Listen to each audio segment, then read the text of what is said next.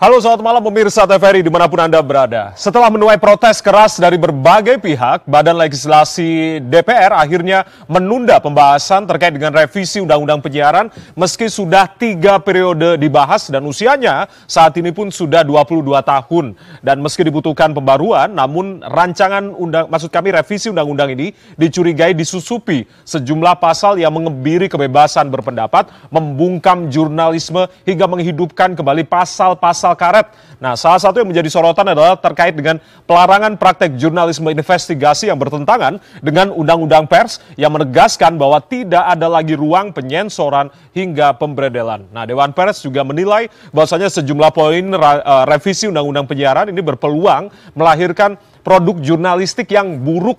Nah, lalu benarkah spekulasi yang beredar saat ini yang mengatakan bahwasanya revisi dari Undang-Undang Penyiaran ini juga untuk mengamankan pemerintahan Prabowo Gibran ke depan? Kita akan bahas dalam Fokus terkini edisi malam hari ini, maju mundur revisi Undang-Undang Penyiaran. Bersama saya Ardianto Wijaya sudah hadir sejumlah narasumber baik secara langsung di studio TVRI maupun secara daring. Nanti kita akan sapa. Yang di sebelah kanan saya Mas Yadi Hendriana, Komisioner Dewan Pers. Mas Yadi, selamat malam, salam sehat. Malam, Jaya, sehat. Terima kasih sudah hadir di malam hari. Ya, salam sehat selalu. Baik. Sehat. Dan sebelah kiri saya Mas Wisnu Triwibowo, pakar komunikasi Universitas Indonesia. Mas Wisnu, selamat malam, salam sehat Mas Wisnu. Selamat malam Mas Jaya. Baik, terima kasih sudah hadir di malam hari ini. Yang juga nanti akan tersambung via daring dan juga dalam perjalanan menuju ke TVRI mengejar menggunakan kereta WUS begitu, Mas Kang Farhan, anggota Komisi 1 DPR RI nanti akan bergabung begitu, dan sambil dalam perjalanan menuju TVRI menggunakan WUS, dan juga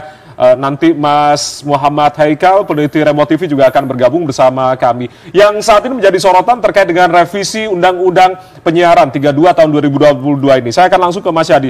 Balik DPR menunda pembahasan dari revisi Undang-Undang Penyiaran ini. Entah nanti akan dilanjutkan periode ke depan atau seperti apa, nanti kita akan tunggu. Bagaimana sikap dari Dewan Pers sendiri, Mas Yadi? Pertama kita mengapresiasi ya apa yang dilakukan oleh Badan Legislasi DPR dan juga rekan-rekan DPR tentunya yang aspiratif melihat respon teman-teman jurnalis dan juga masyarakat. Dan jangan lupa ini yang tidak setuju bukan hanya jurnalis tapi publik ya, masyarakat. Jadi harus viral dulu baru ditunda sementara ini ya. Ya mungkin gaya-gaya seperti ini kan ya gaya-gaya zaman sekarang kan seperti itu. Tapi saya masih yakin juga di DPR juga akan aspiratif lah hal seperti ini. Kami juga kan berkomunikasi langsung dengan rekan-rekan di DPR gitu kan pada saat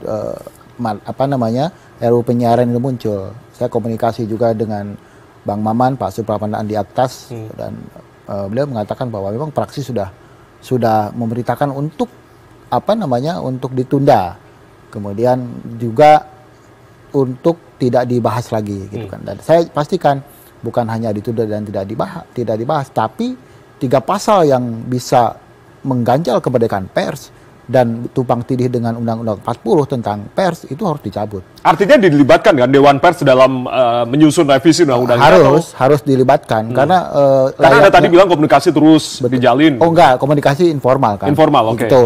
Artinya kalau dalam sisi formal kan layaknya sebuah undang-undang kan ada meaningful participation dari seluruh masyarakat. Civil society, publik, apalagi ini terkait dengan hajat hidup orang banyak. Yeah.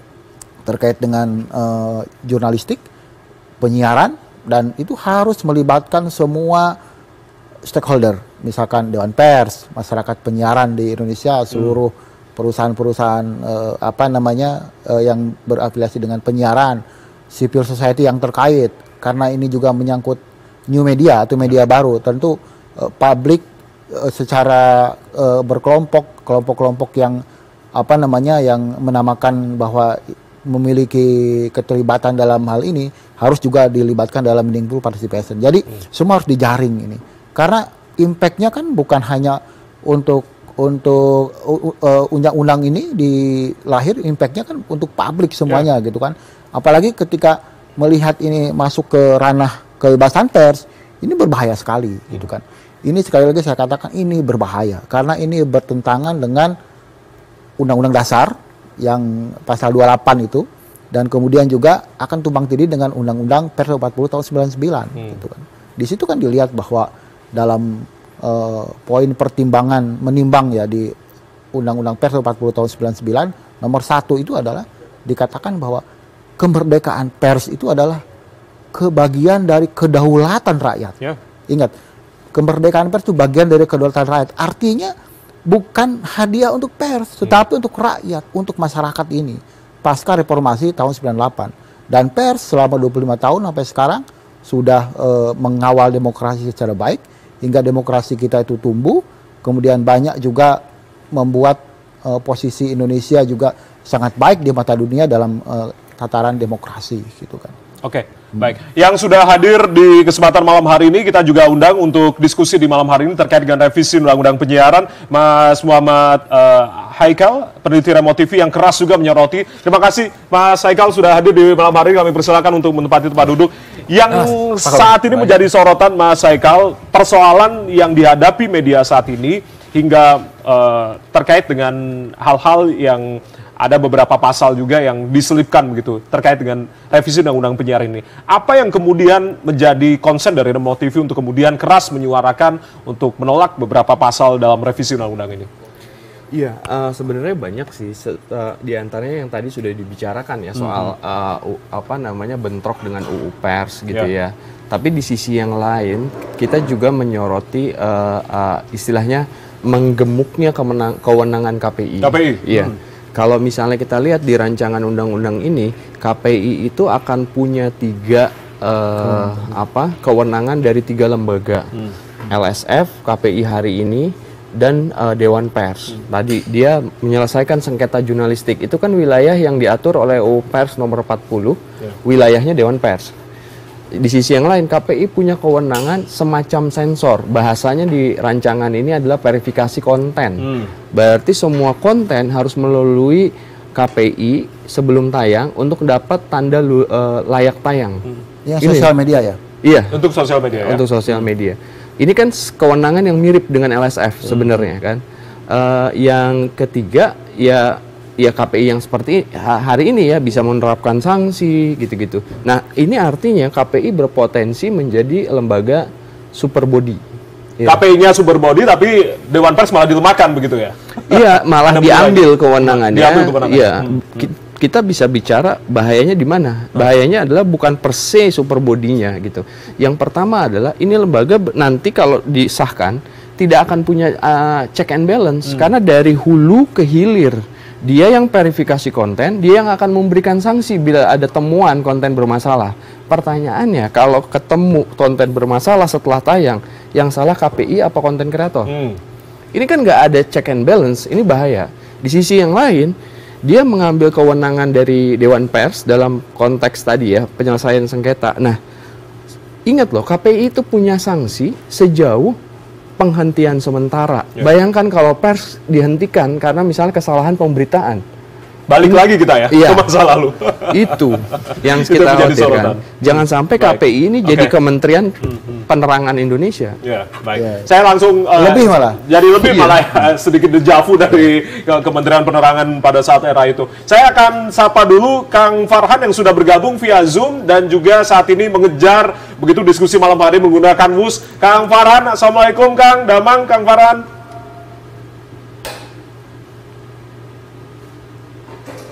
Sepertinya audio dari Kang Farhan masih belum kita bisa dengarkan, bisa di-unmute Kang Farhan.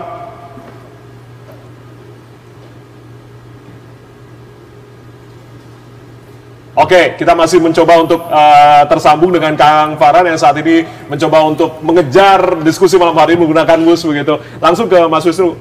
Artinya ada beberapa sorotan terkait dengan kebebasan pers, terkait dengan kelembagaan tadi yang super body, ada yang juga dilemahkan begitu. Apa yang kemudian seharusnya direvisi dari undang-undang selama 3 periode 22 tahun usianya saat ini, Mas Wisnu? Baik, Mas Jaya.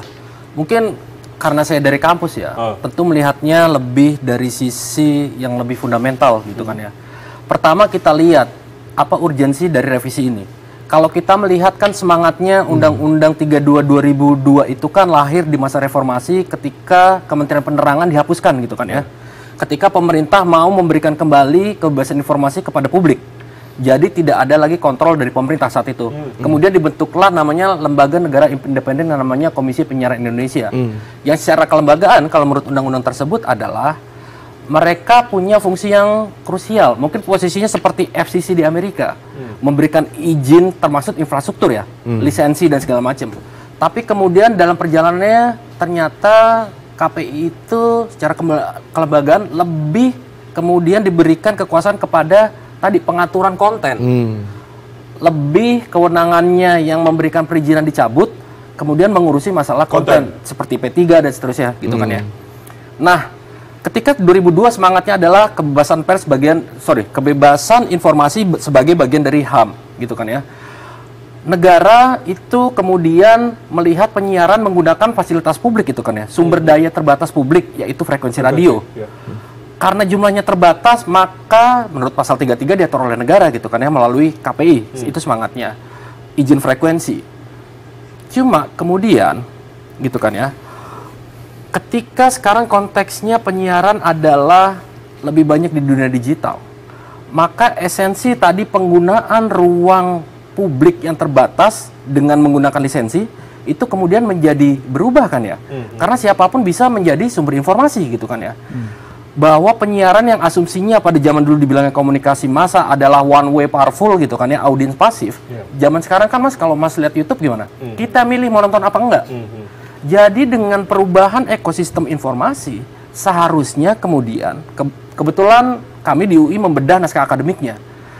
Ada kerancuan berpikir dalam naskah akademik yang tidak bisa membedakan penyiaran konvensional dengan penyiaran di zaman digital.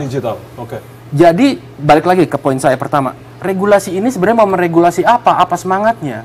Kalau memang semangatnya mengembalikan kebebasan informasi kepada publik, maka justru yang dibuat, kalau buat saya bukan merevisi, justru membuat undang-undang komunikasi gitu kan ya, yang memayungi pers, memayungi penyiaran dan yang lainnya gitu kan ya. Karena itu yang jadi kekhawatiran kita, sosial media dan seterusnya. Ketimbang merevisi undang-undang penyiaran yang buat saya, kalau konteks penyiaran secara konseptual kan menggunakan frekuensi publik gitu kan. Karena dua barang yang berbeda kan, digital dan juga konvensional. Betul. Ini begitu. Dari kerancuan itu kemudian tidak heran jadi kalau bahasa saya apa? Uyah kali ya. Semua mau diatur, termaksud mengambil dewan pers, kemudian sosial media. Yang jadi masalah adalah KPI adalah lembaga seperti apa menurut Undang-Undang Nomor 32 2002 gitu kan ya. Yang dikembalikan ke sana aja kewenangannya, jadi tidak diperbesar. Kalau saya melihatnya jadi begini, KPI dikasih mainan baru gitu kan ya. Tapi justru kewenangan yang penting mengatur regulasi penyiaran tradisionalnya yang diambil gitu kan ya. Mereka hanya memberikan rekomendasi, pemerintah yang memberikan izin. Padahal seharusnya kalau undang-undang awalnya 32 2002 itu adalah kewenangan di KPI. Jadi buat saya balik lagi esensi undang-undang ini apa objeknya gitu kan ya. Objeknya kan nggak jelas, udah blur dengan teknologi yang sekarang. Jadi itu yang perlu dilihat ulang. Sekarang kan sangat berbeda, Mas. Itu apanya? Environment-nya gitu kan ya. Ekosistemnya berbeda, maka buat saya ketimbang merevisi menghabiskan energi yang kita tahu udah dari zaman Pak SBY hingga Pak Jokowi bahkan udah mau ganti pemerintahnya, belum jadi, mendingan kita memikirkan barang, kekhawatiran pemerintah mengenai konten, gitu kan ya, di media digital. Maka kita bisa melihat benchmarking, apakah mau benchmarking seperti di Inggris? Ofcom itu kan punya yang namanya sekarang tugas baru karena ada yang namanya Online Safety Act. Bener-bener berbicara konteksnya konten di media digital, nggak mengatur hal yang lain, wewenang dan segala macam. Seharusnya memang ada undang-undang baru begitu yang diciptakan. Seharusnya, karena saya melihat ini kerancuan karena penyiaran yang diatur udah beda lagi, ekosistemnya udah sangat berbeda. Jadi saya pikir perlu kacamata baru ya. Ya, saya setuju. Perlu kacamata baru. Saya langsung mencoba untuk menghubungi kembali Kang Farhan yang saat ini bergabung via daring sebelum nanti akan menyusul diskusi kita di malam hari ini. Kang Farhan bisa dengar suara di studio dengan jelas, Kang? Wah, suara. Masih. Ya, bisa di-unmute Kang Farhan?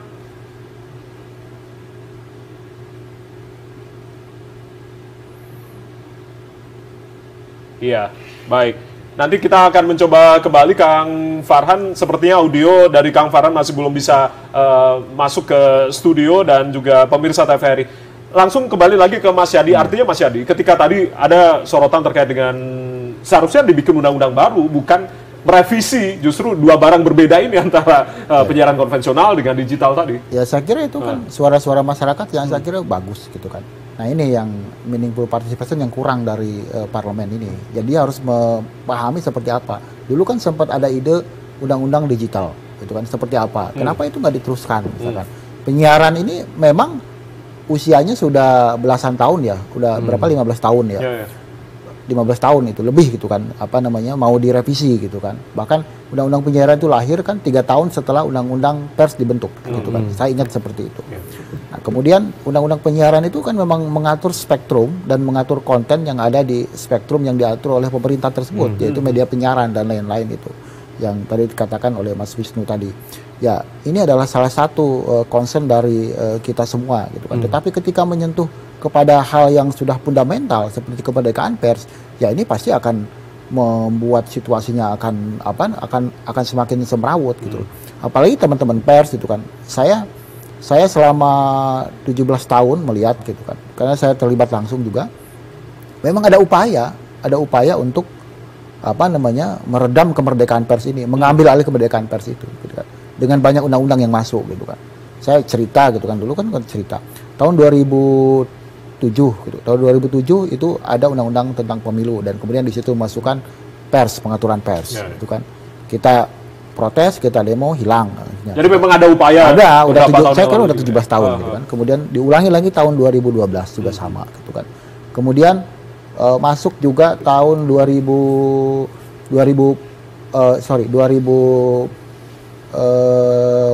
apa berapa gitu tentang Cipta Kerja ya. Cipta Kerja juga sama tuh. 2021 ya. Cipta Kerja, kemudian KUHP juga ada. Memang pada tahun 2014 kita Dewan Pers itu menerima surat tembusan dari Dewan Tanas yang itu konfidensial dari itu ke presiden didisposisi ke Kementerian Kominfo, dikirimkan ke Dewan Pers dan di situ isinya memang Dewan Tanas mengkhawatirkan bahwa ada pers yang kebablasan dan ada media sosial yang kebablasan. Artinya Komisi Penyiaran di situ harus dikasih kewenangan untuk fire, kemudian juga Dewan Pers juga harus dikasih kewenangan penuh. Dan itu sempat kita respon di Dewan Pers waktu itu. Waktu itu Prof. Bagir, ada tim kajian yang ngerespon bahwa di tengah kekurangan dan kelemahan pers, tetap kemerdekaan pers itu adalah hak yang hakiki.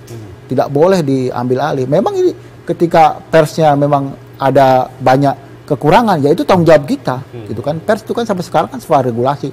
Jangan kemudian kemerdekaan persnya yang diambil. Ketika kemerdekaan pers yang diambil, selesai demokrasi kita. Oke, terkait dengan apa yang tadi sudah diungkapkan Mas Haikal, super power dari KPI, tapi Dewan Pers malah dilemahkan, respon dari Dewan Pers? Ya memang rancangan undang-undang yang ada yang di pasal 42 dan pasal 50, pasal 42 dan pasal 08A, yang rancangan undang-undang yang baru itu, yang 62 pasal itu, di 60 pasal, emang dia memuat seperti itu.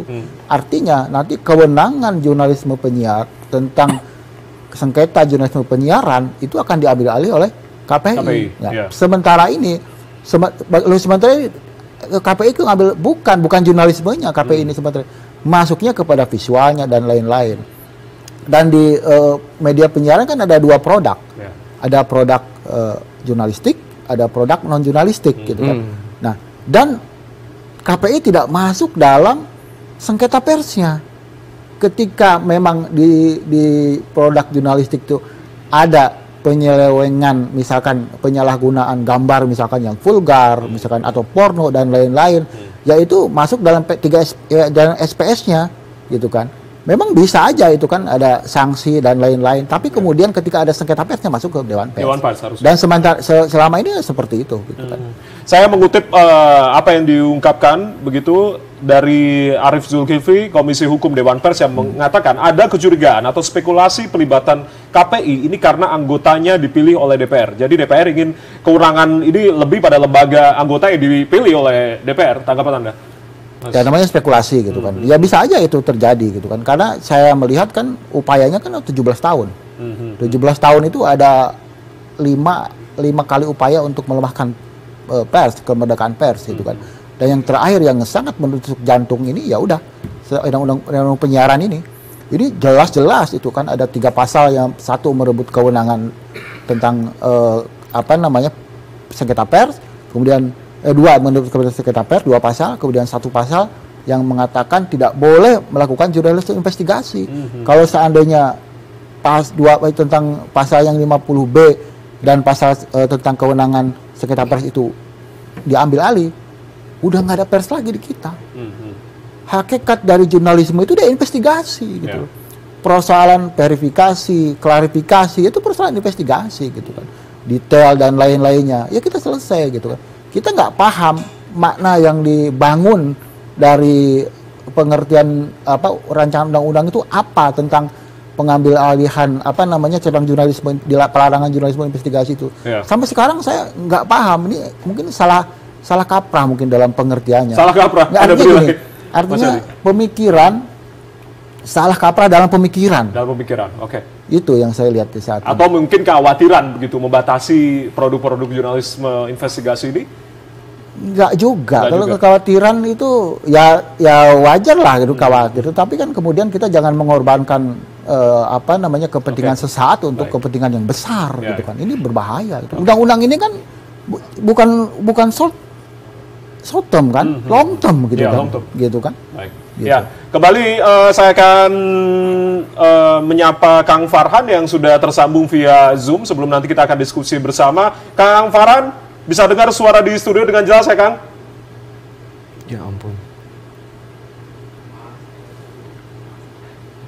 Ini posisi sudah di-unmute, Kang Farhan, untuk audionya. Kita belum bisa dengar. Sudah ya di-unmute ya? Oke. Nanti kita coba untuk, mohon maaf Kang Farhan, masih belum terdengar suara di studio, dan sebetulnya kita juga sudah mengundang Ketua KPI, namun dalam pembahasan ini Ketua KPI belum bisa datang untuk membahas terkait dengan revisi Undang-Undang Penyiaran, dan seluruh komisioner juga kita undang begitu. Kembali lagi saya ke Mas Haikal. Mas Haikal, artinya kalau tadi menyoroti terkait dengan pelarangan untuk produk jurnalisme investigasi, artinya Anda menilai ada ketakutan atau tadi Mas Yadi mengatakan ada salah kaprah dalam pemikiran atau seperti apa Anda menilai? Iya. Jadi kan sebenarnya pertanyaan kita justru gini, kenapa muncul tadi spekulasi seperti Mas Arief Zulkifli soal, atau Mas Yadi tadi mengkritik soal itu ya, salah kaprah dalam pemikiran. Karena kan gini, ini mudah sekali dijawab. Pertanyaannya siapa yang takut pada jurnalisme investigasi? Jurnalisme investigasi itu mengungkap korupsi. Jurnalisme investigasi itu mengungkap ketidakadilan, ya kan?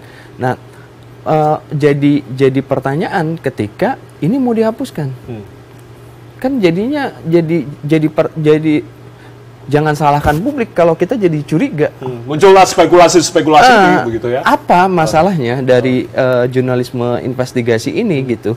Kalau nggak ada jurnalisme investigasi, kita nggak ada tuh liputan Tempo tentang kilometer 50. Kita tidak ada tuh film dokumenter seperti Seksi Killer dan sebagainya, yang mana lepas disukai atau enggak, tentu selalu divided ya kalau kita bicara investigasi gitu ya. Itu kan sumber informasi yang penting buat orang memutuskan baik dalam pemilu ataupun dalam kehidupan sehari-hari. Kita jangan sampai lupa pada esensi pers. Esensi pers itu adalah informasi yang punya nilai aksi. Apa yang dimaksud dengan informasi yang punya nilai aksi adalah kualitas informasi dari pers diukur dari sejauh apa dari informasi itu kita sebagai warga negara bisa memutuskan Mau memutuskan investasi apa, kita lihat berita ekonomi. Mau memutuskan presiden mana yang kita pilih, kita lihat laporan politik gitu kan. Nah, itu yang membedakan pers sama gosip. Ini artinya menghilangkan investigasi, mau membuat pers jadi gosip semua. Jadi informasi yang nggak punya makna. Itu kan yang selama ini kita bersama kerjakan untuk kita sedang melawan itu, informasi sensasional dan sebagainya supaya pers ini berkualitas. Loh, ini pers berkualitas mau dimatikan. Aneh. Di situ pertanyaan besarnya. Ada ketakutan begitu Anda nilai? Mau nggak mau susah untuk bilang nggak ada ketakutan. Karena pertanyaannya adalah investigasi itu menyasar penyelewengan kekuasaan. Oke. Padahal 3 bulan ke depan Presiden menerbitkan kepres tentang jurnalisme berkualitas ya. Nah, jadi nggak paham juga ini. Nggak paham juga. Oke, baik. Nanti kita akan mencoba kembali menghubungi Kang Farhan sambil kita mencoba untuk membahas terkait dengan maju mundur revisi Undang-Undang Penyiaran. Usai jeda kita akan kembali tetaplah bersama kami di Fokus Ring TVRI. Kami kembali saat lagi. Ini dia udah nggak masuk kan? Kalau saya lihat.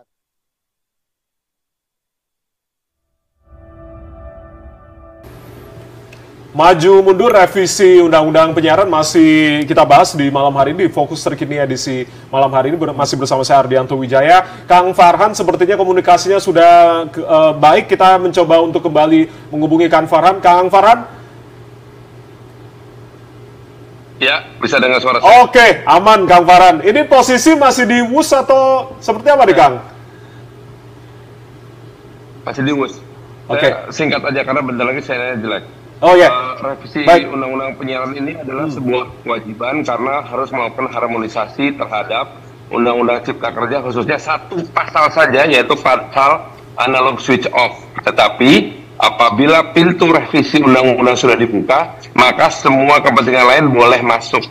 Nah, siapa yang masukin? Tentu saja pihak-pihak yang berkepentingan. Siapa pihak yang berkepentingan? Ya banyak. Mulai dari media, mulai dari proksi raksasa internet dunia, sampai ke proksi-proksi kepentingan. Oke, baik.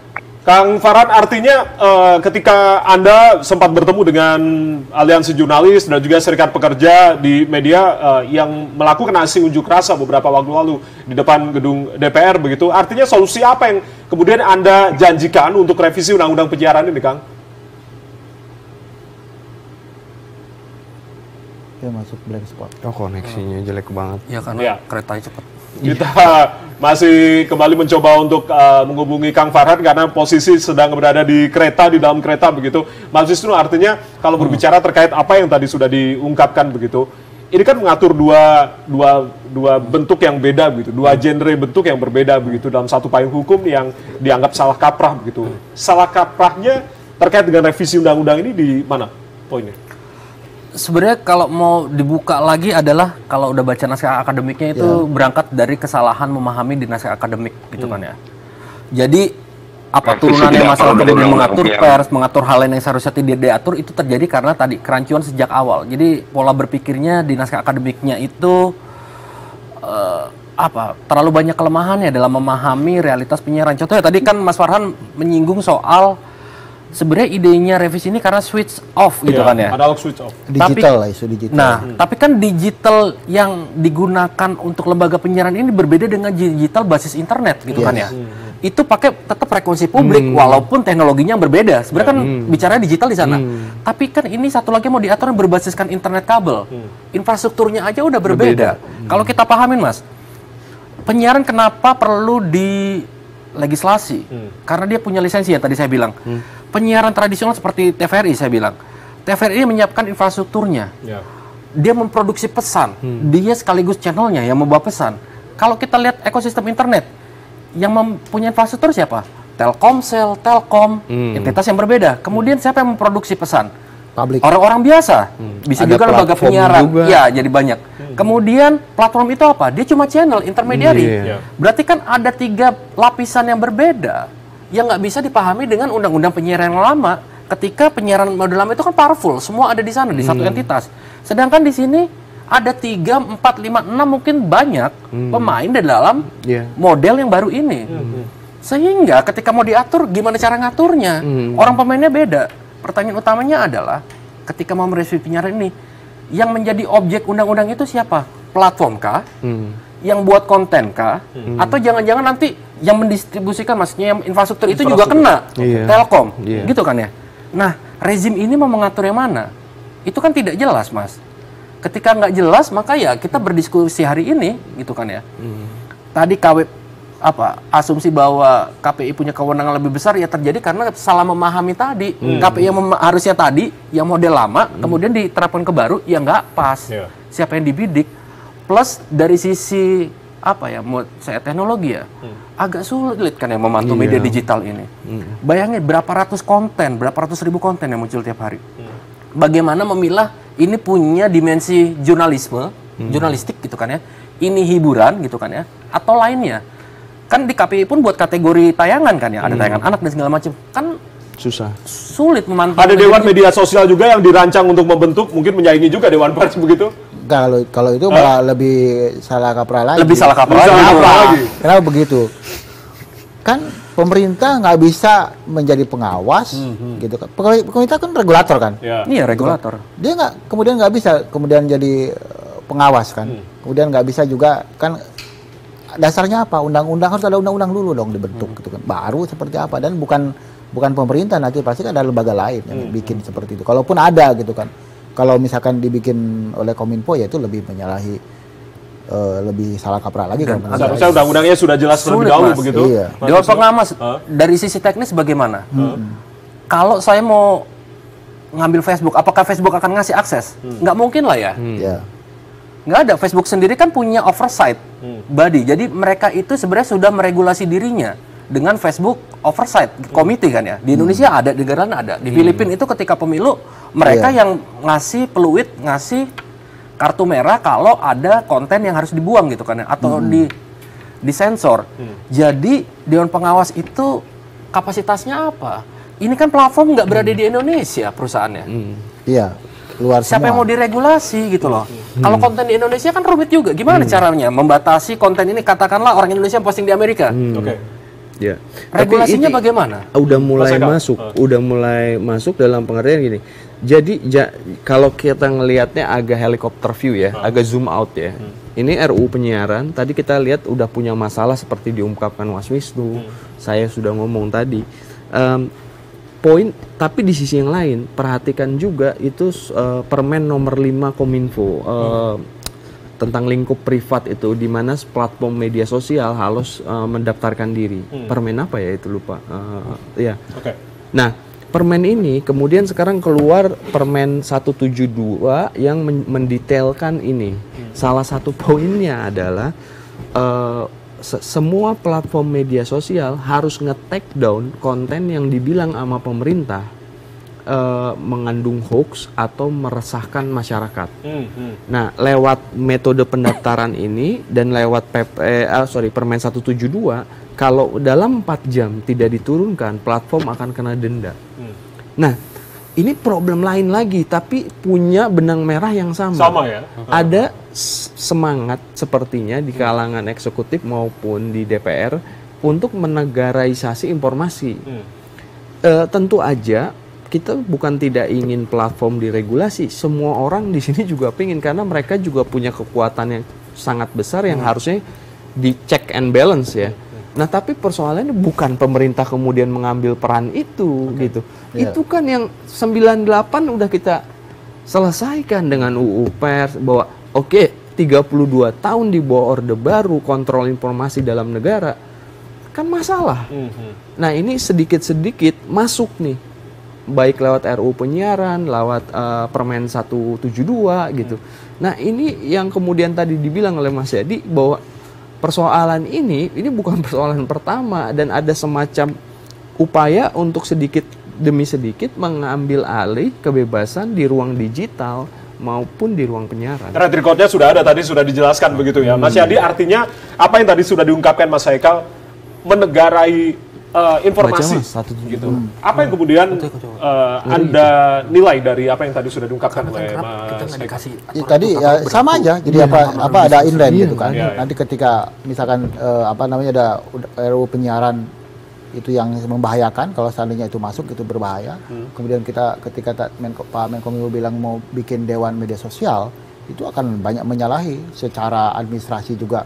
Akan menyalahi karena kan pemerintah itu kan sebagai eksekutif regulator gitu kan, dan dia tidak bisa bertindak sebagai penindak karena misalkan penyidikan kan bukan di mereka, penyidikan dan di kepolisian. Nah, sementara ini ketika misalkan ada pelanggaran dari media sosial dan lainnya, yang menindak juga kan kepolisian. Artinya undang-undang ITE siapa yang melakukan penindakan? Kan kepolisian gitu kan. Ya nggak bisa pemerintah dia mengawasi, memberikan regulasi dan menindak. Ada tiga kewenangan di situ, artinya ini akan berbahaya gitu kan kalau itu begitu, sangat super body dong gitu kementerian begitu. Jadi artinya ini mungkin dari lontaran yang mungkin belum ada dasarnya gitu kan, saya paham itu butuh long term dan pembahasan yang lebih detail lagi. Tapi kembali lagi kepada RUU penyiaran itu, kalau seandainya pengaturannya tadi seperti yang diungkapkan oleh Pak Wisnu, Pak Haikal gitu kan, memang tidak jelas frame berpikirnya, ya itu kan berbahaya. Yang diatur di sini apanya gitu kan, mau seperti apanya. Tapi kalau saya lihat dari naskah akademik yang poin menimbangnya ya Pak Wisnu, poin menimbangnya itu bertolak belakang dengan batang tubuhnya loh, dengan kontennya gitu kan. Di poin menimbang di situ mengatakan bahwa menghargai kemerdekaan pers, kebebasan berekspresi, masalahnya macam-macam. Tapi di sini justru nggak bertentangan di situ gitu loh. Jadi ya itu gagal dalam pemikiran kalau saya lihat ini seperti apa gitu kan. Ini yang membuat kita kenapa kok yang legal draftingnya nggak melihat ini satu benang merah gitu kan. Harusnya kan layaknya sebuah undang-undang dibahasnya itu detail dan memikirkan dari poin per poin supaya tidak berbenturan dengan poin sebelum-sebelumnya. Gitu. Baik, Mas Yadi, kita kembali lagi terkait dengan rencana Superbody dari KPI begitu. Artinya ini kan ada anggapan karena selama ini mungkin Dewan Pers dianggap tidak mampu menyelesaikan sengketa jurnalistik dengan baik begitu, sehingga pada akhirnya itulah tadi kewenangannya mungkin akan ditambahkan ke KPU nantinya. Ya itu malah kalau ada anggapan itu anggapan yang tidak berdasar gitu kan. Kalau saya kebetulan Ketua Komisi Pengaduan dan Penegakan Etika Pers selama 2 tahun ini, itu Dewan Pers itu dalam hitung tahun kemarin aja 831 kasus pers, dan itu kita tangani 98% selesai semua. Dan tidak ada gejolak apapun, karena memang ditangani itu sengketa pers gitu kan. Dan bagaimana kok banyak media-media yang meresahkan dan lain-lain. Ya kita mengatakan bahwa itu bukan media, bahwa itu bukan jurnalistik. Ketika itu bukan produk jurnalistik dalam ranah pengaduan, kita di situ melakukan rekomendasi bahwa ini bukan produk pers dan tidak bisa ditangani oleh undang-undang pers, gitu kan. Dan itu banyak seperti itu kan, banyak sekarang ada wartawan yang mengaku oknum wartawan yang melakukan pemerasan dan lain-lain. Itu kami tidak menangani itu karena itu adalah ranahnya kepolisian, itu adalah tindak pidana dan lain-lain, gitu kan. Nah ini terjadi. Jadi itu bayangkan gitu loh kan, dengan kasus-kasus yang terjadi di penyiaran gitu, sangat besar sekali kasus-kasus di Dewan Pers itu. Dalam setahun ya dia itu 800-an kasus begitu, dan itu tiap hari mediasi yang dilakukan oleh kami itu sangat full banget gitu kan, rekan-rekannya itu. Baik, ketika nanti porsi dari kewenangan itu diambil, misalnya yang akan terjadi begitu, diambil oleh KPI begitu? Ya nggak bisa, salah kaprah. KPI instrumennya apa? Lo rejim pers kita tuh rejim etik kok.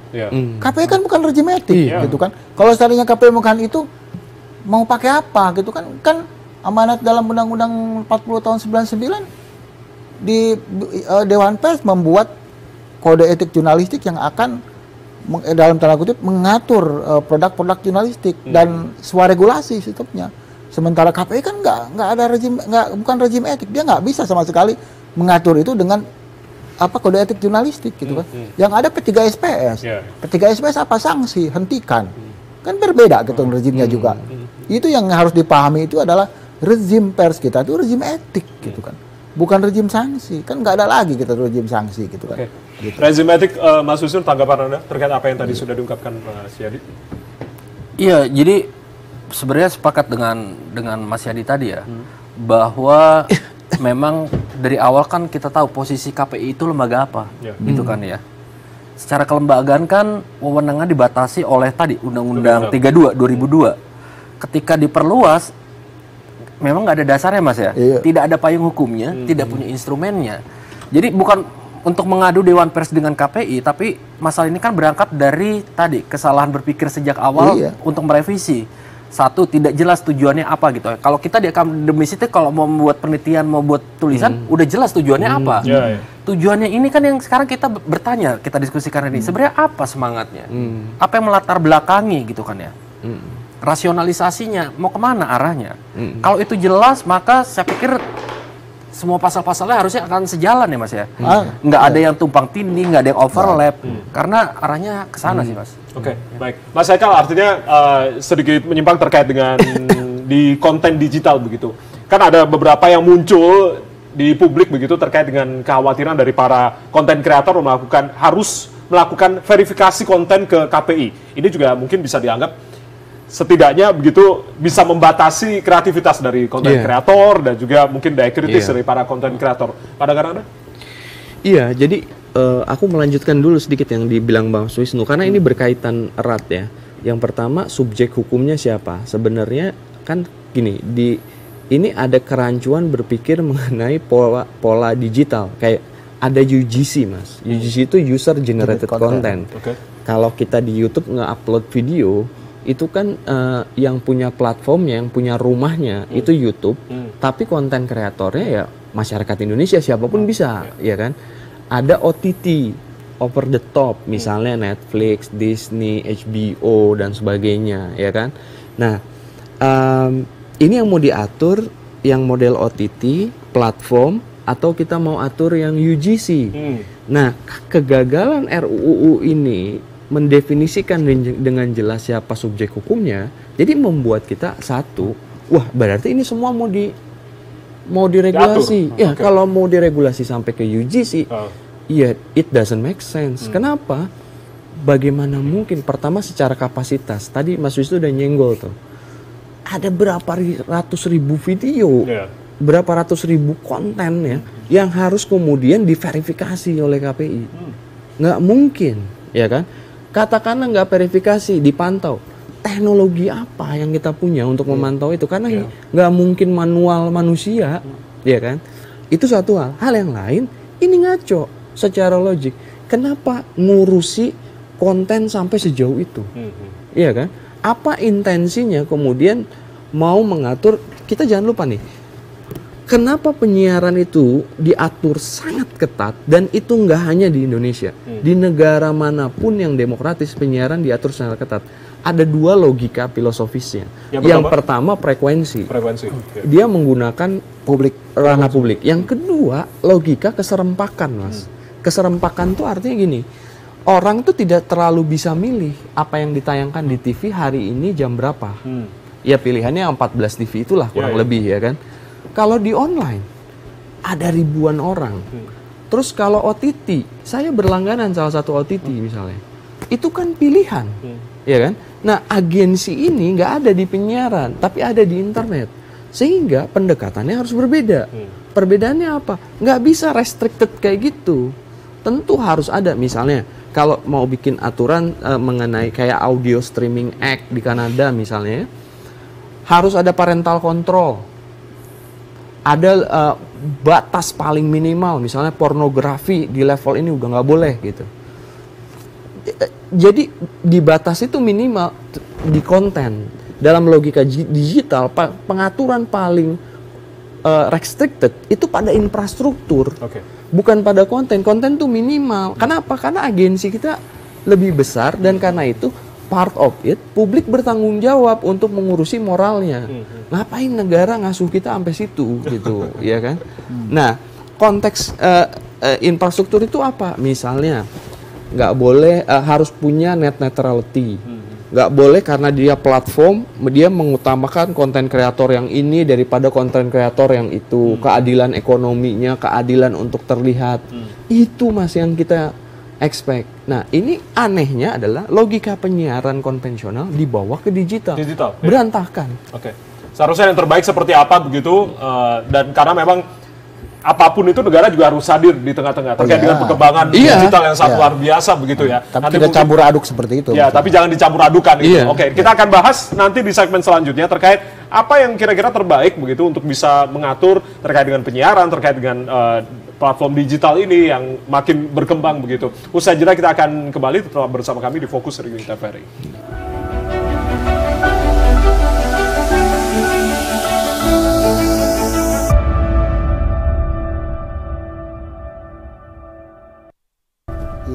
Usernya. Baik, malam hari ini semakin seru pembahasan kita terkait dengan maju, mundur, revisi undang-undang penyiaran yang mencoba untuk menggabungkan antara penyiaran konvensional dengan platform digital begitu. Masih bersama sejumlah narasumber.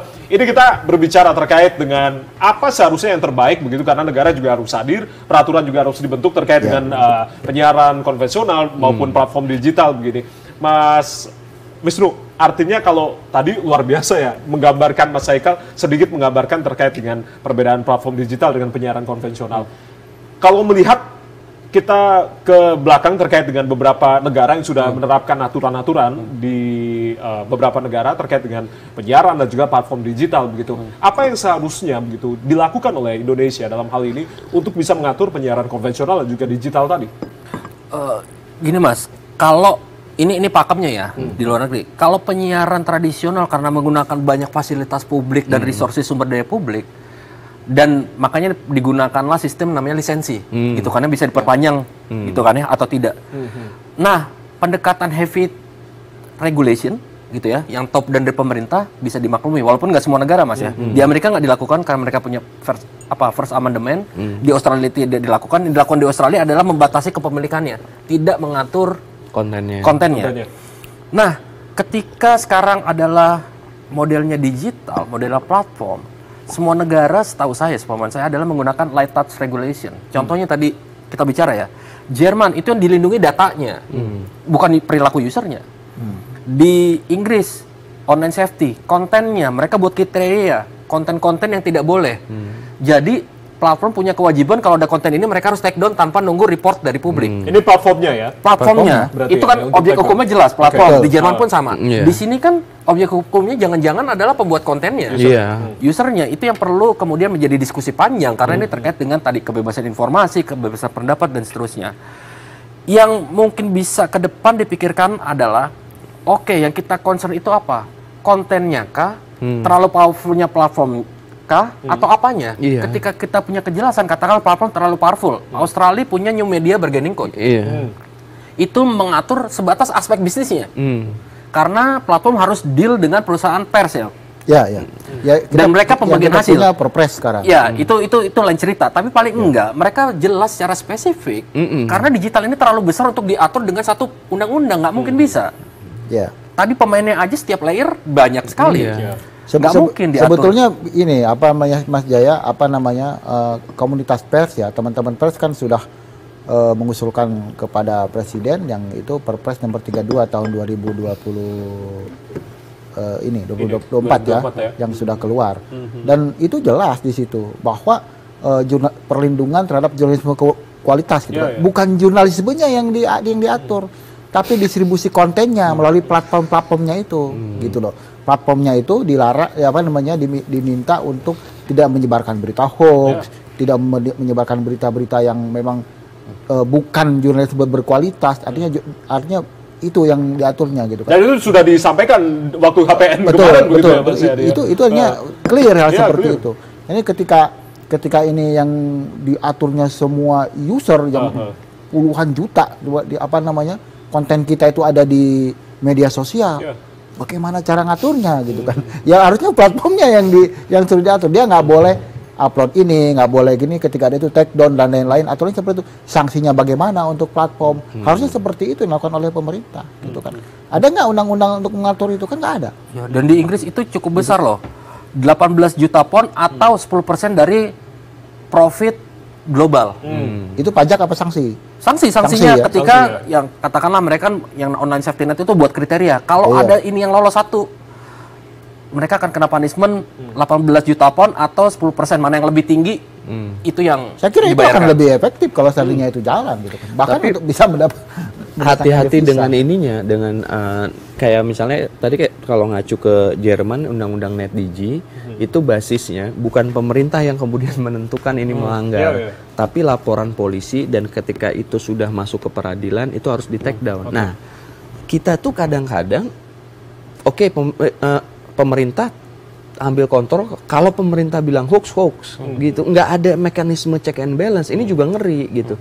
Kalau tadi undang-undang NetzDG kayak misalnya hoax, disinformasi atau penipuan online, basisnya apa? Laporan polisi, peradilan, take down, sanksi. Kalau platformnya nggak nurunin itu gitu. Nah, kalau pemerintah yang kemudian menentukan ini melanggar dan sebagainya, seperti yang tadi saya bilang di Permen 172, ini bakalan jadi alat yang mengerikan untuk menekan platform, dan kalau platform ditekan, ini akan berimbas pada kebebasan berekspresi para penggunanya. Itu pasti. Oke, artinya saya kembali lagi ke Mas Yadi. Ini kan mungkin masyarakat juga penasaran begitu. Siapa sebetulnya yang membuat draft aneh ini? Saya bilang tanda kutip aneh ini. Ya, saya Ada kan berkomunikasi dengan Komisi 1. Justru saya bertanya gitu kan, bertanya ke rekan-rekan di DPR, dari 4-5 orang yang saya ajak komunikasi, ya 4 orang itu mengatakan mereka juga bingung kenapa bisa masuk. Nah, artinya mereka juga bingung. Saya justru, loh, kok jadi mereka juga bingung kenapa ini bisa masuk? Lantas siapa yang memasukkan poin-poin yang memberangus pers ini? Gitu kan? Ini kan jadi pertanyaan besar, gitu kan? Ya, artinya apa yang terjadi gitu kan. Nah, kemudian makanya kita kemudian menerawang 17 tahun ke belakang. Memang ada upaya itu gitu kan. Ditambah dengan ada rekomendasi Wantanas dan lain-lain sampai sekarang. Berarti memang ada upaya dari dari sekelompok siapa, entah itu orang atau entah itu organisasi atau siapapun yang memang nggak ingin pers ini merdeka gitu kan. Itu yang terjadi gitu. Kalau ditanya siapanya, kita juga nggak tahu apakah itu lembaga atau orang dari mana gitu kan. Tapi yang jelas ini sangat masif dan terstruktur selama 17 tahun ini. Masif dan terstruktur begitu. Kalau kata Mas Yadi tadi kan kembali ke belakang melihat track record, ternyata ada upaya-upaya itu. Tapi kalau dari Mas Haikal sendiri, Remote TV sendiri, apakah juga dapat bocoran nih? Kira-kira siapa penyusupnya? Wah, kalau siapa susah ya. Kurang. Tapi kalau mau helikopter view, aku setuju sama Mas Yadi tadi bahwa sebenarnya ada semacam upaya untuk merenggut kebebasan di digital maupun secara umum, pers secara umum gitu ya. Kenapa? Karena aku ngelihatnya dari produk undang-undang. Iya kan? Tadi di off air kita ngobrol soal PDP, perlindungan data pribadi. Esensinya undang-undang ini tuh pengen melindungi data pribadi gitu kan. Nah, bahwa kalau kita data pribadi kita disebar orang di internet, itu orang itu bisa dikriminalisasi, kita bisa melapor. Bukan sesuatu yang buruk gitu, tapi di situ kan dimanapun perlindungan data pribadi di negara manapun selalu ada pengecualian. Pengecualian misalnya untuk apa? Pengelolaan negara, karena negara itu kan pasti ngambil data pribadi, nggak mungkin enggak. Terus juga untuk pers itu dalam rangka tadi jurnalisme investigatif pasti ngambil data pribadi gitu. Nah, kalau itu dilarang tanpa ada pengecualian pada pers, itu juga sebenarnya udah mulai menutup pintu bagi jurnalisme investigatif. Kalau itu nutup pintu, RUU penyiaran ini ngebanting. Selesai rapat udah dengan nggak boleh investigasi gitu. Nah, mengunci, kalau penyiaran bukan mengunci pintu. Ini mengkhawatirkan Mas, tren ini. Belum tadi Mas Wisnu nambahin UU Polri ya kan, yang boleh mengizinkan surveillance gitu. Lagi-lagi kok aku melihat kayak ada kegagalan dari pengelola negara ini untuk memahami check and balance dalam sistem tata negara kita. Nggak boleh ada satu lembaga negara yang punya power demikian absolut tanpa dicek. Terus kalau Polri bisa nge-surveillance siapapun, akuntabilitasnya gimana? Gimana kita bisa ngecek itu gitu? Berarti siapa yang diuntungkan kalau menurut Anda terkait dengan revisi undang-undang ini jika nanti akan terjadi? Siapapun yang berkuasa. Siapapun yang berkuasa? Iya, siapapun ke depan? pemerintahan ke depan, pemerintahan hari ini. Siapapun yang memegang tampuk kekuasaan tidak akan diganggu nih sama suara-suara nyinyir gitu kan. Oke. Mas Wisnu, menambahkan apa yang tadi sudah diungkapkan? Iya, sebenarnya proses legislasi itu kan harusnya transparan. Ya. Dalam arti kalau kita mau benchmarking lah ya ke negara maju, contohnya draft undang-undang itu bisa ditaruhkan di situsnya DPR. Kemudian publik bisa ngasih, kalau di Amerika istilah doket. Doketnya itu pun bisa dilihat sama siapa. Katakanlah saya masukin doket, Mas Haikal doket. Kita lihat seberapa itu nanti kemudian revisinya gitu ya, proses revisinya diadres dalam itu, doket mana yang masuk, mana yang tidak. Jadi kalau DPR bisa melakukan itu, tadi yang Mas Haikal singgung, check balances, saya pikir semua undang-undang akan transparan gitu kan ya. Draftnya ada, naskah akademiknya ada, ini doket dari publik. Nanti kita lihat proses ronde 1, ronde 2-nya seperti apa, seberapa banyak. Jadi kan kelihatan suara mana yang difasilitasi, mana enggak. Sehingga tidak perlu ada kecurigaan, ini agendanya A, B, C, D. Jadi mekanismenya harus dibuat sejak awal. Kalau udah sekarang kan nggak enak juga saling tuduh dan segala macam gitu kan ya. Karena memang prosesnya sejak awal nggak transparan. Contohnya, kami itu sulit banget dapat yang namanya draft. Iya betul. Itu nggak resmi loh. Kita dapat draft nggak resmi. Itu draft yang tidak resmi. Plus kita juga nggak tahu ini versi yang kapan. Oktober kah, Januari kah, Februari gitu loh. Padahal kan kalau tadi kita kan sistemnya digital nih. Yang tadi kita bilang teknologi digital bisa buat transparansi. DPR punya situs bisa dimanfaatkan kok. Doket itu kelihatan ada 1.000 orang, 2.000 orang, oke, bisa dibuat kategorisasi gitu kan ya. Tapi kan saya nggak tahu due proses itu harus begitu gitu kan ya. Ada keterbukaan, transparansi, check balances. Kalau emang ini tadi undang-undangnya tujuannya untuk publik, tapi lain cerita kalau tadi ada agenda dari pihak tertentu, ya itu tentu prosesnya berbeda. Sedikit soal tadi, jadi apa yang tadi dibilang sama Mas Wisnu, gini. Aku tuh agak bingung sama teman-teman baik di DPR gitu ya. Komunitas pers tuh nggak gede. Mereka yang ngurusin pers tuh nggak gede. Orang-orangnya bisa dihitung lah, gitu. Akademisinya siapa, lembaganya yang mana, gitu. Nggak susah ya? Nggak susah dan nggak ada. Aku tanya, nggak ada yang diajak ngobrol. Aku tanya teman-teman yang sedikit itu, terus konsultasi sama siapa? Kita ngobrol sama siapa gitu. Itu tadi kalau misalnya tadi Mas Farhan bilang ada masukan dari media, ada masukan. Siapa yang kemudian mengusulkan pasal-pasal yang tadi kita kritik itu gitu. Nah, artinya persis penting yang dibilang Mas Wisnu. Kalau menurutku sudahi revisi ini, kita terus kalau mau kita kocok ulang dari awal. Ayo kita bangun. Kita bukan anti diregulasi, nggak ada yang orang saya, Mas Wisnu, Mas Yadi memperjuangkan penyiaran, memperjuangkan. Kita semua justru pengen direvisi, tapi arahnya beda dengan revisi ini. Jadi intinya bukan menolak loh ini loh.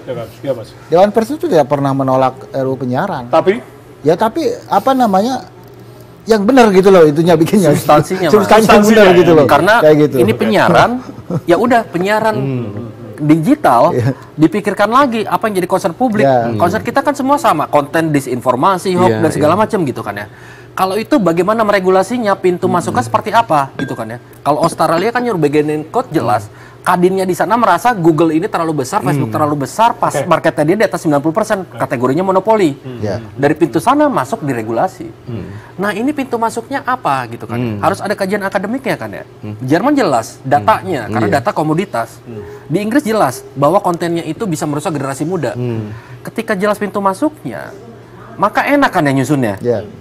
Ketika nggak ada pintu masuknya, akhirnya kita juga menduga-duga ini sebenarnya apa yang mau jadi tujuannya, Baik, ya. Sekarang saya akan coba kembali menyapa Kang Farhan. Kang Farhan, ya bisa di-unmute Kang? Ya halo. Ya, oke. Suaranya sudah terdengar. Maaf, Kang, baru nyampe. posisi lagi di mana Kang sekarang? Ya. Sudah sampai ya? Dari Halim. Baru nyampe Halim. Oke, sudah sampai Halim. Ya. Kang Farhan, artinya ini kan banyak pertanyaan begitu. Tadi ada beberapa masukan juga, banyak kritikan juga begitu. Ya. Artinya apakah selama ini begitu DPR sudah melakukan dalam hal ini partisipasi yang sangat luar biasa begitu, partisipasi publik terhadap banyak pihak begitu, untuk kemudian sama-sama membicarakan, duduk bersama terkait dengan rancangan revisi undang-undang penyiaran ini. Apakah sudah dilibatkan semuanya, Kang Farhan? Ya, baik. Saya sebetulnya senang-senang aja bahwa sekarang diributin, karena bagaimanapun juga ketika pintu revisi undang-undang ini dibuka, yang harusnya hanya untuk merevisi satu pasal, yaitu harmonisasi dengan undang-undang cipta kerja untuk analog switch off, itu ternyata masuk kepentingan-kepentingan lain. Nah, salah satu kepentingannya kan macam-macam begini nih. Tapi ini hal biasa dalam demokrasi, terjadi tarik-menarik kepentingan. Proses politiknya pun melibatkan banyak sekali lembaga-lembaga dunia. OTT besar dunia gitu juga sangat berkepentingan untuk undang-undang penyiaran ini, karena salah satu ide dari revisi undang-undang penyiaran yang menyusup masuk ini adalah ingin mengganti definisi penyiaran dari yang tadinya menggunakan frekuensi atau gelombang radio menjadi multi platform. Nah, kalau ini terjadi kan berarti artinya undang-undang penyiaran cakupannya tidak hanya berbagai macam media yang menggunakan frekuensi radio, tetapi juga sampai masuk ke jaringan internet dan lain-lain. Nah, memang benar sampai sekarang ini kita jadi serba nggak jelas sebetulnya lahan dari penyiaran ini ada di mana sekarang. Apakah tetap di Apakah tetap di yang konvensional seperti sekarang, ya, melalui frekuensi radio, atau kita akan masuk ke ranah lain lagi, ke platform lain lagi. Nah, itu sampai sekarang masih belum jelas. Saya kira memang harus ada pembicaraan yang serius nih antara pemerintah dengan DPR untuk menentukan kita ini akan bermain di mana nih. Itu. Kalau kita mau bermain masuk ke dalam dunia digitalisasi dalam arti platform digital, bukan hanya sekedar penyiaran frekuensi radio menggunakan teknologi digital, ya, platform digital, maka harus dibuka field of game-nya mau sebesar apa.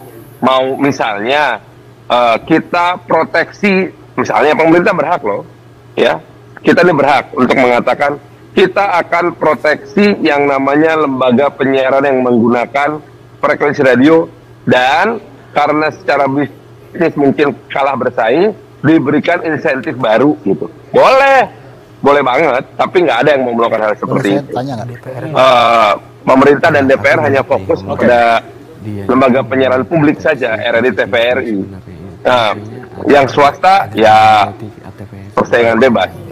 Lalu bagaimana dengan platform digital? Platform digital lebih enak lagi, nggak ada tuannya, siapapun boleh bikin apapun. Saya ingin bertanya kepada Dewan Pers misalnya. Sahabat saya, senior saya, Akbar Faisal, bikin acara unsensor di YouTube. Apakah Dewan Pers punya kewenangan untuk masuk ke situ? Ini pertanyaan beneran, Pak. Ini Mas Adi langsung menjawab. Kang Farhan begini, Dewan Pers itu kan ada namanya aturan yang mengenai media sosial, tapi turunan dari media mainstream. Nah, itu jelas. Ketika akun media sosialnya itu entah itu YouTube, entah itu entah itu Facebook, entah itu kalau bukan turunan media mainstream gimana? Kalau bukan media mainstream memang bukan ranah Dewan Pers, gitu kan? Memang bukan ranah Dewan Pers. Ya, gitu kan? artinya orang-orang pinter seperti Bang Akbar Faisal, siapa tahu saya cukup pinter untuk bikin juga akun Berita Farhan versi saya sendiri. Artinya Dewan Pers nggak bisa ngapa-ngapain kan? Enggak begini. Prinsip dari pers ini adalah kan melakukan 6M. 6M itu mengolah, membuat dan lain-lain macam-macamnya. Artinya produknya yang kita lihat itu seperti apa gitu kan. Tapi kemudian kita tidak semua, Dewan Pers tidak menganggap semua produk jurnalistik gitu kan. Nah, produk jurnalistik kan ada syarat-syaratnya gitu kan. Seperti dalam Undang-Undang Nomor 40 Tahun 99. Pertama itu ketika dia berbadan hukum pers. Kemudian yang kedua juga produknya juga mengandung kode etik dan lain-lain. Kita nggak bicara platform. Oke, gitu, ngerti. Gitu. Ya, pertanyaannya gini. Katakanlah secara material ini produk jurnalistik. Tetapi secara formal bukan lembaga pers. Dewan Pers punya kewenangan terhadap itu nggak? Bisa. Kalau produk jurnalistik, sampai bisa, tidak masalah. Kita bisa dapat laporan seperti itu dan kita anggap itu adalah produk pers, gitu kan. Selama itu kalau materi jurnalistik, apabila model-model seperti itu memang bisa masuk, ya, apabila model-model itu bisa seperti itu bisa masuk, maka kita harus melihat apakah kita akan menjadikan itu sebagai sebuah lahan yang harus dimaksud juga oleh undang-undang pers? Karena yang saya tahu dan kita saksikan sendiri, banyak sekali orang-orang yang membuat membuat berbagai macam konten jurnalistik di platform-platform media digital, itu satu, bukan anggota PWI, dua, lembaganya tidak terdaftar di Dewan Pers, gitu. Saya sih khawatir, sekaligus senang. Khawatir karena artinya Dewan Pers itu bisa kehilangan legitimasi, senang karena itu demokratisasi informasi, gitu. Ini adalah salah satu tantangan yang harus kita hadapi. Saya bukan menyerang Dewan Pers, nggak berani lah. Iya, nggak bukan begitu. Tetapi saya hanya ingin mengatakan tantangannya ada di sana.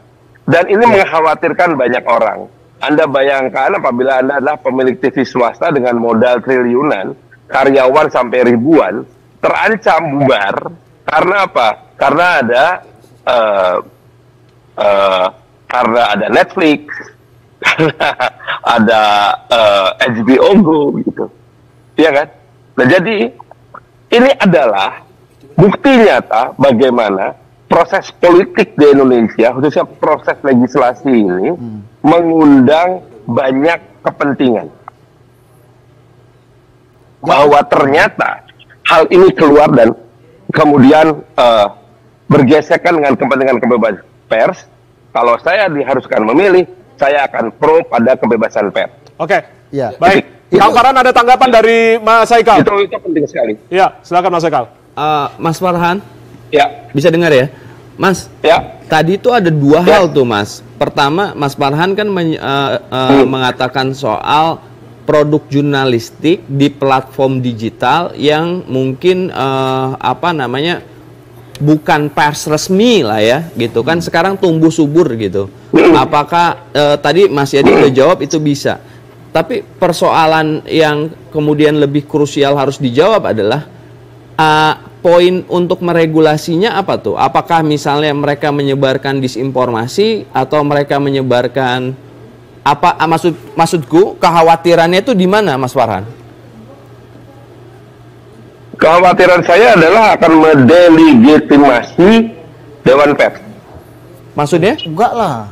Karena kalau saya yang bukan anggota PWI bisa bikin produk jurnalistik lewat sebuah media yang nggak harus terdaftar di Dewan Pers, saya pasti tidak satu-satunya orang yang bisa melakukan hal seperti itu. Apabila itu terjadi, maka saya akan orang pertama yang nangis ketika Dewan Pers didelegitimasi oleh karya-karya tersebut. Bentar, direspon dulu oleh Mas Yadi. Begini. Kalau dari pemikiran Kang Farhan tadi, saya menangkap itu adalah pengaturan platform sebetulnya yang dimaksud beliau itu kan. Ketika iya memang ini gini. Kalau seandainya pengaturan platform ya itu yang jadi pertanyaan semua, gitu kan. Tapi kalau seandainya tentang produk memang itu jadi pertanyaan. Ya? Karena kita nggak punya aturan yang mengatur platform. Apa aturannya? Ya nanti apakah platform itu mau diatur di RUU penyiaran? Enggak. Tapi ada upaya untuk mengarah ke sana. Kan tadi saya udah bilang, ada orang yang mau masukin definisi baru penyiaran, di mana di dalamnya dari yang tadinya penyiaran menggunakan media frekuensi radio atau penyiaran di frekuensi radio menjadi media multiplatform. Ini kan upaya dari salah satu lembaga penyiaran besar di Indonesia yang sudah sampai ke MK. Oke. Ya, berarti memang dasar dari draft ini diinisiasi salah satunya oleh laporan salah satu media tadi, Kang Farhan. Wah, saya nggak bisa konfirmasi, saya udah nggak kerja di media itu sekarang. Bukan. Tadi yang saya tangkap begini, yang saya lihat itu adalah justru kalau seandainya tadi yang disebutkan Kang Farhan, yang diatur itu adalah banyak usernya atau publik yang diatur itu di penyiaran itu, nggak ada platformnya di situ. Kalau tujuannya untuk perlindungan terhadap media pers, justru platformnya itu yang harus diatur. Oke, Mas Wisnu menanggapi apa yang tadi disampaikan? Kang Farhan, menyinggung yang poin kedua. Betul sekali, itu saya setuju. Apakah bisa mendengar suara saya, Kang Farhan? Enggak, Mas Wisnu. Iya, terkait yang poin kedua, Kang Farhan, bahwa ada industri bernilai triliunan mempekerjakan sekian ribu orang. Itu kan ya poin yang tadi diambil. Kenapa harus? Tapi kan Kang Farhan logikanya bisa dibalik. Dari konten kreator ini katakanlah seperti Rans, berapa banyak pegawai yang dia pekerjakan? Dan kita lihat lagi konten narasi segala macamnya. Lebih sedikit daripada MNC. Jadi masalahnya adalah ini persaingan bisnis Kang Farhan yang buat saya antara konglomerat baru dengan konglomerat lama beradu, kemudian konglomerat lama ambil tangan pemerintah untuk meregulasi. Buat saya nggak fair, karena kan sistemnya ini pasar. Ya. Kalau emang ada konten-konten kecil tanpa perlu disentralisasi, kenapa? Ini kan sebenarnya semangat undang-undang penyiaran soal desentralisasi penyiaran kan. Oke, kita simak dulu. Kang Farhan, silakan. Fair aja, karena persaingan itu fair aja. Karena si konglomerat baru bernama RAT yang Anda sebutkan, itu juga membuat beberapa perusahaan subsidiaris bersama MTEK misalnya, bersama MNC bikin juga. Jadi sebetulnya ini tinggal masalah kepentingan. Kepentingan siapa yang mau diarahkan. Itu loh, bahwa kemudian badan legislasi menghentikan perang kepentingan ini akibat tekanan dari teman-teman seperti saya yang juga mendukung kebebasan pers, ya bagus. Alhamdulillah. Oke, baik. Mas Ekal menambahkan apa yang tadi sudah diungkapkan? Iya, Mas Farhan, sebenarnya kalau mungkin gini ya, kalau tadi poinnya adalah persaingan bisnis, karena mungkin OTT lokal atau media-media lokal kita nggak bisa bersaing dengan masuknya platform maupun OTT dari luar gitu. Saya rasa solusinya bukan meregulasi OTT atau meregulasi digital dengan cara penyiaran. Itu harus kerangka regulasi yang lebih komprehensif, Mas, gitu. Harus dibedah dulu apa yang membuat kita tidak bisa bersaing. Nah, apakah misalnya di sisi permodalan, apakah misalnya di sisi aturan apa gitu ya. Seperti Netflix India kan sekian puluh % harus lokal, bisa aja. Atau misalnya kayak gitu, approach-nya misalnya harus pakai tenaga lokal, dan saya tahu itu sudah dilakukan sebenarnya di banyak negara. Nah, artinya Mas, pendekatannya bukan kemudian merugikan pers ataupun merugikan kita-kita ini yang sekedar main sosial media, Mas. Itu jadi repot. Itu sih sah-sah aja, karena bagaimanapun juga salah satu hal yang menarik dari digital platform dan sosial media adalah melibatkan lebih banyak orang daripada sekedar lembaga pemberitaan dan lembaga penyiaran, gitu. Dan kita tahu bahwa membangun lembaga penyiaran, lembaga pemberitaan itu tidak mungkin dilakukan oleh seorang Farhan misalnya. Tapi kalau bikin akun YouTube saya bisa sendiri, Instagram saya bisa sendiri. Demikian juga dengan X atau Twitter. Jadi artinya memang field of game-nya ini yang saya sangat suka. Sudah terjadi demokratisasi. Personally, secara pribadi saya bisa bersaing dengan lembaga besar seperti misalnya Tempo gitu. Kalau konten saya bisa menyaingi kebagusan Tempo, ya enggak? Ada aturannya nggak itu? Nggak ada. Nah, ini yang kemudian banyak di antara kita baik di DPR maupun di pemerintahan itu lagi sama-sama bingung mencari kira-kira field of game yang baru seperti apa ya. Gitu.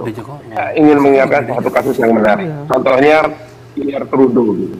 Pierre Trudeau itu perang sama Facebook gara-gara Pierre Trudeau bikin peraturan yang mengharuskan platform digital membayar link, membayar lembaga pemberitaan yang linknya dimasukkan ke dalam akun Facebook gitu.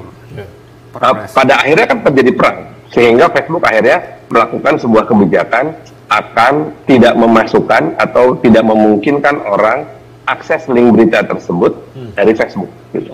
Oke, maka itu terjadi sebuah pertempuran yang luar biasa. Boleh nggak ya? Ya, silakan Mas Yadi, mungkin masih ada pertanyaan, silakan. Kang Farhan, saya mau nanya dikit. Kang, ini kan badan legislasi sudah menghentikan, kemudian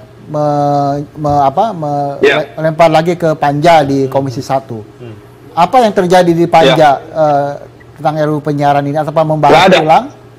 Berhenti total. Mau dibahas apa? Kan kita berhentilah. Kita kan tidak diperbolehkan membahas lagi oleh badan legislasi.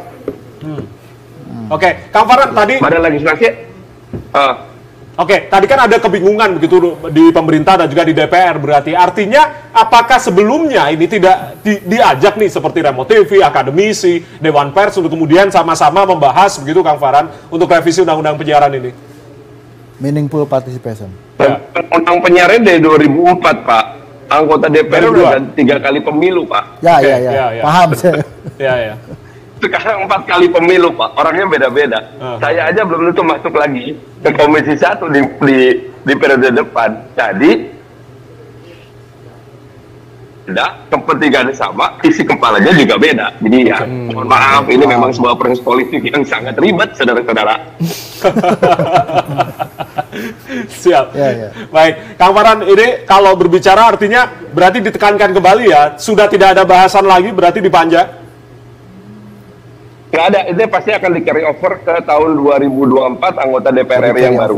Oh, oke. Berarti memang akan nanti di periode mendatang akan dibahas. Itu artinya kita pesan sebagai perwakilan dari banyak pihak begitu, termasuk media, TVRI, termasuk juga akademisi, Remote TV, Dewan Pers, untuk kemudian sama-sama duduk bersama begitu untuk membahas demi kebaikan penyiaran dan juga tadi definisi penyiaran juga yang masih perlu disempurnakan, Kang Farhan. Karena beliau masih di DPR duduk loh. Kita berharap sama beliau, teman pers itu kalau Kang Farhan itu kan. Responnya, Kang, silakan. Amin. Ya, saya kira itu penting sekali, tapi memang izinkan saya bahwa periode sekarang kayaknya saya nggak akan balik ke Senayan, saya akan fokus di daerah. Jadi saya minta teman-teman akademisi, ahli media, para pelaku media yang memang menjamin pilar keempat demokrasi ini, serta teman-teman Dewan Pers melakukan edukasi di daerah. Karena yang bikin konten di daerah itu jauh lebih banyak, jauh lebih kecil-kecil, yang memang tidak sehebat tempo, tapi perlu diedukasi dengan hebat sekali gitu. Jadi datanglah ke daerah, saya tunggu di Bandung. Siap, mantap, sukses selalu. Mas Eka tadi mengatakan banyak sebenarnya konten kreator di daerah begitu, artinya apa yang Anda pesankan ke Kang Farhan? Ya, persis itu. Itu kalimat terakhir Kang Farhan itu sebenarnya yang kami perjuangkan, Kang. Kita nggak pengen regulasi ini seperti untuk mencari tikus membakar rumah. Itu sebenarnya kekhawatiran kita semua gitu. Ini ada karena komunikasi yang mungkin nggak berjalan dengan baik, kami kok ngerasa kok ini mau nangkap tikus tapi bakar rumah gitu. Sepertinya Kang Farhan sudah satu frame, iya. Oke, Mas Yusuf. Siap, makasih.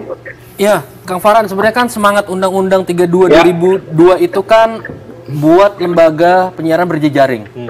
Justru teknologi seperti YouTube ini kemudian yang bisa memberikan opsi ketika itu tidak jalan di Indonesia. Sehingga undang-undang penyiaran itu seharusnya tidak kontraproduktif terhadap fenomena ini, gitu kan ya. Semakin banyak konten kreator, informasi tentu bersaing semakin berkualitas ya. Otomatis kalau pakai mekanisme pasar. Karena nggak berkualitas tentu nggak dapat revenue, gitu kan ya. Nah, ini seharusnya ekosistem yang harus dijaga. Bukan kemudian malah orang berbicara berbeda, kemudian usernya menjadi sasaran tembak dari regulasi. Itu sih Kang Farhan. Terima kasih. Pak Cawalkot Bandung direspon begitu. Konsentrasi ya memang ya. Pemerintah, jadi gini, pemerintah kita berjenjang di pusat, otonomi daerah provinsi sampai otonomi daerah kota ini, atau kabupaten, itu memang tidak memiliki pengertian dan alur pegangan yang sama dan komprehensif tentang dunia penyiaran yang tumbuh liar, bukan liar lah, tumbuh cepat luar biasa gitu. Saya pun sekarang terkagum-kagum melihat perkembangannya. Bahkan sebagai orang radio yang sebetulnya hidupnya di kota dan kabupaten, itu sekarang sudah terancam mau pada mati semuanya, gitu. Sehingga kita bertanya-tanya buat apa ada undang-undang penyiaran gitu ya. Namun hal itu tetap diperlukan karena apa? Kami percaya penyiaran adalah lender of the last resource dan juga the last verifikator. Itu sebabnya lembaga penyiaran publik harus dipertahankan.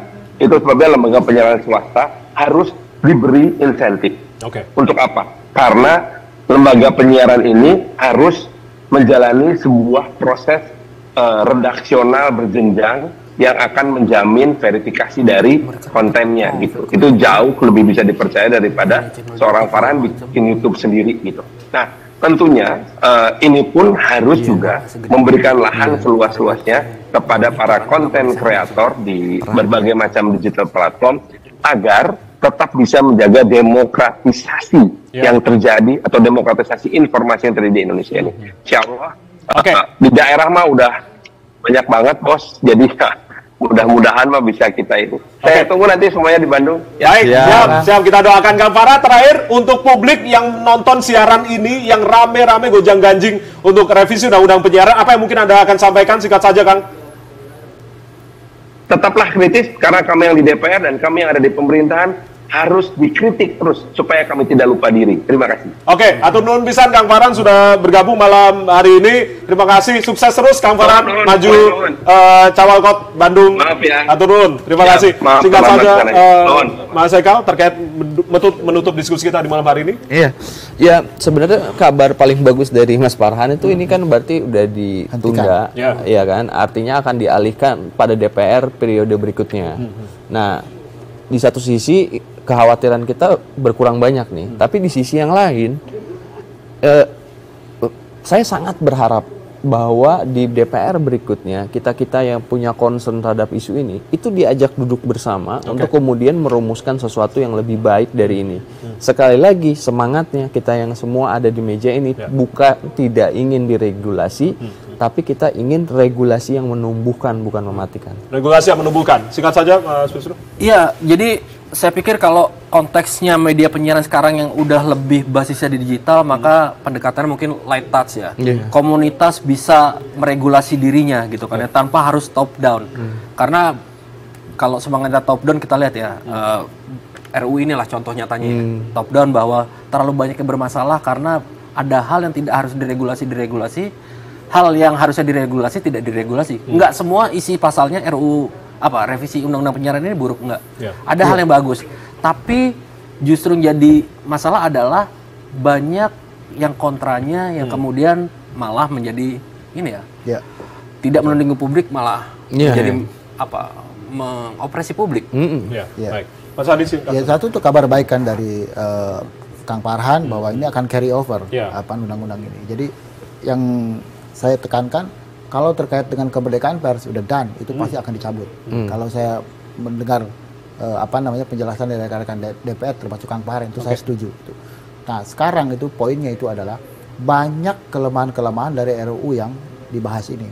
Jadi kita publik, civil society termasuk Mas Haikal dan kita semua juga Mas Wisnu harus memberikan masukan-masukan yang konstruktif dan memberikan rancangan undang-undang tandingan ini loh yang seperti ini yang dibutuhkan oleh publik. Jadi daftar isi masalah kemudian kita kasih solusi ke mereka. Ini yang itu kita tandingan sama mereka. Kita kawal terus ya sampai periode depan terkait dengan revisi undang-undang penyiaran ini. Saya di kalimat penutup saya akan mengutip apa yang sudah diungkapkan oleh Nelson Mandela, mantan presiden Afrika Selatan, yang mengatakan pers yang kritis, independen dan investigatif adalah nadi dari setiap demokrasi. Semoga kita kawal terus revisi undang-undang penyiaran ini. Terima kasih Mas Haikal, terima kasih Mas Wisnu, terima kasih Mas Adi sudah bergabung, dan Kang Farhan tadi sudah bergabung bersama kami. Akhir kata, saya Ardianto Wijaya mewakili teman-teman yang bertugas mengucapkan terima kasih atas kebersamaan Anda. Selamat malam, sampai jumpa. Terima kasih. Mas.